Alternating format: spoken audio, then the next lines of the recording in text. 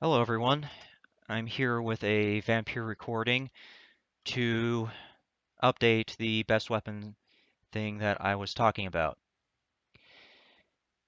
In the prior recording, I did say that the Scythe was the best two-handed weapon.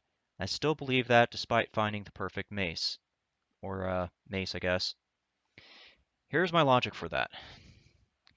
The Scythe has parry as its weapon ability, plus its weapon attack has a pommel strike on the second or third strike, which results in a mini stun. Due to how slow the two-handed weapons strike, this pommel strike and the weapon ability give you breathing room. The mace does more damage than the scythe, and I believe it's the highest damage two-handed weapon in the game, but it has a major drawback. Its weapon ability is a stun, and it does not have a weapon attack special. This mace is only good for people who can aim and dodge, I think. If you're that kind of person, then the raw damage of the mace will work for you. If you can't aim and dodge, then the scythe would be a better alternative for two-handed. Moving on to one-handed. I did say the perfect saber is the best one-handed sword in the game.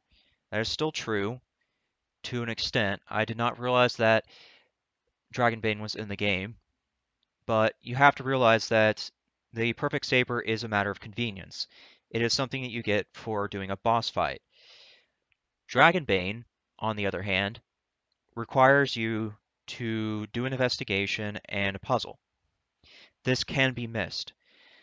If you end up missing Dragonbane, then yes, the perfect saber is the best one-hander in the game that you're going to get. The Dragonbane, however, if you do manage to get it, will definitely be better than the saber due to its hidden ability and also due to the fact that it has an insane amount of damage for a one-hander. Before I move into the offhand, I do want to talk about this a little bit more. I did notice in the forums that people were saying that Dragonbane is bugged. Its hidden ability is blood absorption. I'm beginning to think that this is not bugged. I think the blood absorption hidden ability is a chance to happen. I have been experimenting with this for quite a while now, and I did notice the math is inconsistent. I have noticed between a 20 to 30 blood absorption increase when it does decide to do its job. The chance to happen, I think, is perhaps a range of blood absorption, or it could potentially be a bug. However, I'm thinking the chance to happen with a range of blood absorption is perhaps the most likely scenario, based on what I was seeing with the tests I was running. Okay, moving on to the offhand. In one of the comments that I got in the prior recording, someone was saying the Truncheon could achieve 47 stun. That is fairly high, but its stamina cost is 40. If you look at the pre-win stake, it's 44 stun and 31.5 stamina cost fully upgraded. I think this perhaps would be more efficient. I'm not good at math though, so perhaps somebody can do the math to see which one's more efficient. There is also the option of Charlotte's Stake. I did not fully upgrade this, but Charlotte's Stake is something that you get for an investigation in West End. You'll get this from the woman standing at the corner. This one has 41 stun fully upgraded, but it has 2 enhanced handling at level 4 and 5. This can get down to 24 stamina cost for 41 stun. So I will let somebody do the math on that. In the other recording, I did mention the good dagger was the best offhanded. I still think that as well, due to the fact that Giselle's dagger does require you to embrace or kill this person. However, I don't think it's worth killing somebody over 3 additional blood absorption, as the only difference between Giselle's dagger and the dagger you get from just doing quests. 3 blood absorption is not a huge deal when it only costs 15 stamina, so there's that. I will, at the end of this recording, talk about strategies involving this, seeing as people seem to think that Bite is a good thing.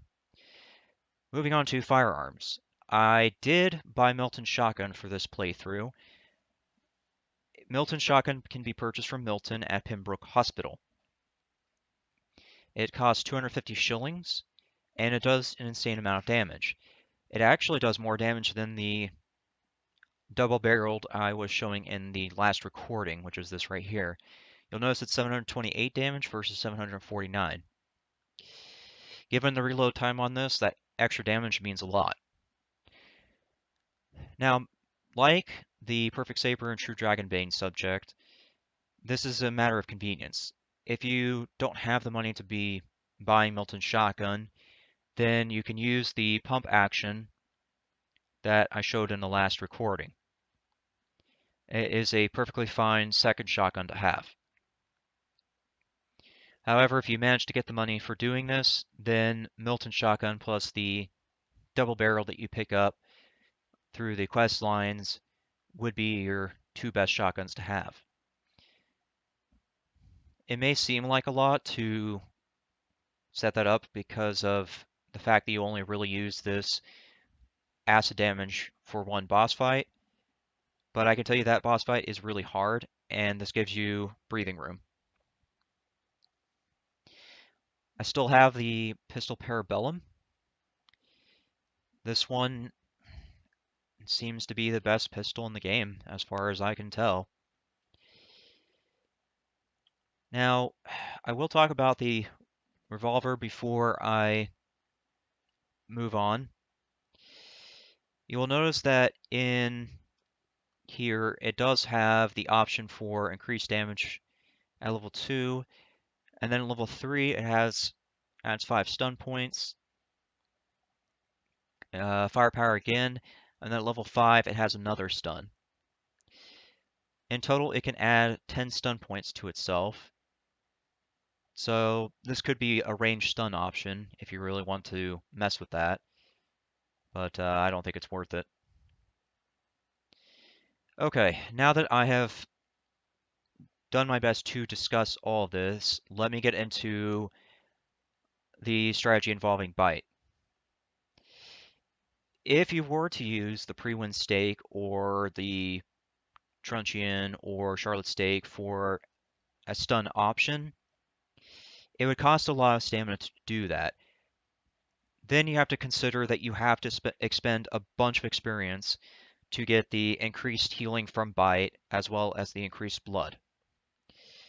A better option, in my opinion, is to just use the dagger. You get the blood right away, and you can do it a lot. If you find yourself needing stamina to make use of it, then here is what you can do. In the recording where I talked about best skills, I did mention the science category, which is medical bag and cartridge bag. This gives you more syringes to work with. Syringes are much more versatile than Bite.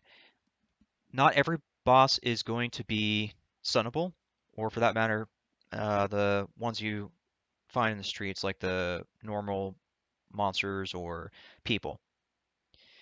In that circumstance, if you do run into something that can't be stunned, then you've just wasted a butt ton of points doing this stuff right here.